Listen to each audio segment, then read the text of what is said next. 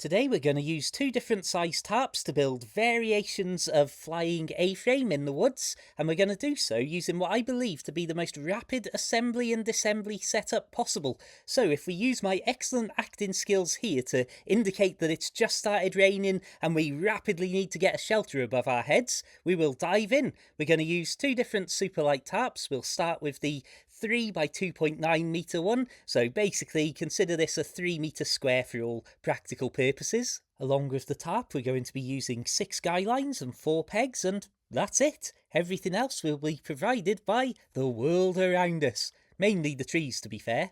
So this is my rapid setup. Firstly, I'm going to go to the 2 trees I intend to stretch the tarp between and loop around 1 guy line on each tree. These being adjustable is very handy because it means obviously we can tighten or loosen as required. So then, once those are up, I'm going to grab the tarp, find the central loop on one of the sides. On the larger tarp here, there's actually a seam that runs down the central ridge line. I'll grab a small stick from the ground and take my loop over to the guy line attached to one of the trees and set up a simple toggle system.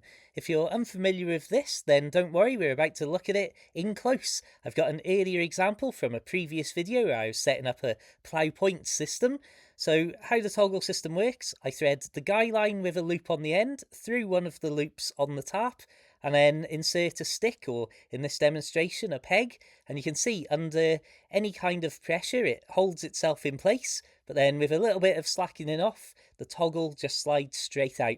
So once I've repeated that on both of the ends, you'll see we've basically got a very strange washing line in the woods. Of course, by using these guy lines, we've got a huge amount of adjustments, so if we need to tighten or slacken, raise or lower the tarp from the ground, we've got options to do so. So with that set up, we are now going to finish this off with an incredibly simple process. I'm going to add a guy line to each corner of the tarp and then peg them down. Don't worry, when I use the smaller tarp to do this setup, I'll use an unbroken single shot so you can see just how quick and easy this process is.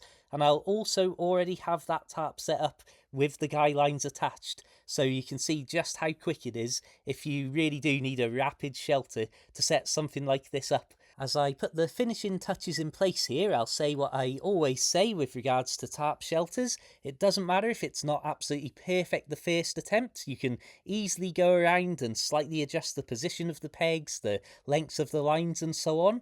And of course, in this particular case, I'm trying to build this as a rapid shelter with the minimum possible components. So if you were planning on stopping here for a couple of nights or it was really stormy, you would of course add more guy lines and you could really strengthen this shelter up. But what I want to talk about now specifically is why you would maybe not want to use this as a long-term shelter option, because you can see all of the strain is going straight from the tree down the guy line through the ridge line of the tarp itself and then of course into the other tree. So if you were using this setup and it was a stormy day or the trees were a little bit more flexible, there would likely be a lot of motion in those trees that you were tied between, and of course that means they could easily tear apart your tarp like it was tissue paper.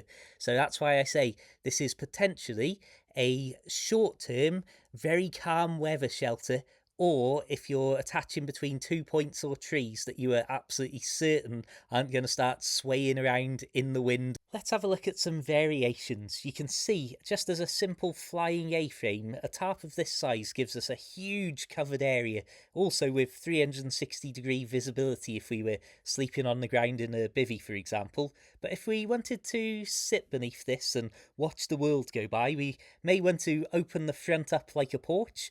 So I've grabbed a random stick from the ground, and again, it's as simple as possible, and this goes back to some of my other video tutorials of building these sort of lean-to tarps with various sizes, using fences, using anything around us or trekking poles. It's just a case of propping up those front corners and then finding a sensible place to guide them out to. Just before I break this down so you can see how rapidly you could disappear if needs be, and then show you the process of building it again using the smaller tarp, I want to reiterate just a couple of points.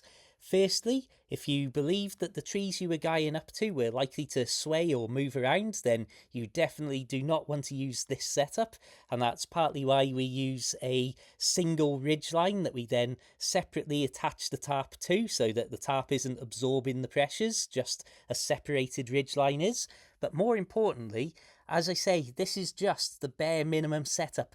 6 guy lines and 4 pegs. And just look at how quick that disassembly process then was, so quick that I accidentally commentated over it, talking about the materials used, of how simple and how minimal they are. Anyway, I suppose right now we should get this smaller tarp on the go. So this is a 2.8 by 1.5 metre tarp, so significantly smaller from the near 3 metres squared we were just using. However, that doesn't mean that it can't also provide a significant amount of overhead shelter, especially if you were in a hammock with a tarp of this size, or if you were setting it up really low to the ground so that there wasn't open-ended sides to really throw a lot of weather and rain in towards you. So repeating the build from absolute scratch with the small tarp, you can see that I'm not rushing and I'm not trying to deliberately do it fast for the sake of the cameras. I'm trying to take a methodical, sensible approach so that we don't make any mistakes, just like real life if you were planning to stop under this or just get that little bit of shelter from some general rain or whatever else might be going on. Maybe a flock of seagulls has taken a dislike to you. But even with me doing it in a sensible, methodical way rather than a rushed way, the entire process and this video clip at its original speed was still only 2 minutes and 6 seconds long. So I'd personally say I could probably set this up in maybe 1.5 minutes and disassembly well under a minute. With an assembly time so rapid for just the basic setup, you can then imply that if you wanted to go all out and build a really decent shelter above your head and add in loads more guy lines and pegs, you're still probably only looking at a build time of maybe 3 or 4 minutes. And if you were building something that serious and solid above your head, then you likely would be staying there for more than one night, which means, of course, spending even 2 hours setting up a decent campsite wouldn't really matter. In fact, building the campsite might in fact be part of the fun and part of the purpose of going out to enjoy time in the woods in the first place. So yeah, that's my quick look and demonstration of a really easy, minimal material and rapid assembly and disassembly flying A-frame using 2 different size tarps just for illustration purposes. I hope this video's proved useful, possibly interesting, possibly at points even entertaining. If you've watched many of my other videos, you may have seen loads and loads of tarp tutorials, so check them out if you haven't. And you may also know that at the start of the year, I was such a tarp skeptic that I didn't even want to spend my own money buying a tarp in case it turned out to be a waste of time. And I successfully hassled DD Hammocks into sending me the big tarp for free. But as it turned out, I loved it so much, I actually then started buying more tarps, including the little Superlight that we've seen today. And yeah, I absolutely love it and have become basically an exclusive tarp and bivvy camper for all intents and purposes. Or not intents in this purpose. Anyway, thank you very much for watching. I'll leave some Amazon associate links down below to some of my outdoor gear that you might have seen in this video. If you buy through those links, I will get a commission, but it won't affect the price you pay, so that's a great way to support the channel if you're looking to buy something like this anyway. Please do consider becoming a PayPal supporter, a Facebook subscriber, a YouTube channel member, and so on. Like many of the people who've recently supported me, their names should be on the screen at some point. I cannot thank you all enough for the support, and until the next time, my friends, well, just thank you for absolutely everything. Until the next time, keep it tarp worthy, keep it interesting, have a fantastic day, and of course, my friends, farewell.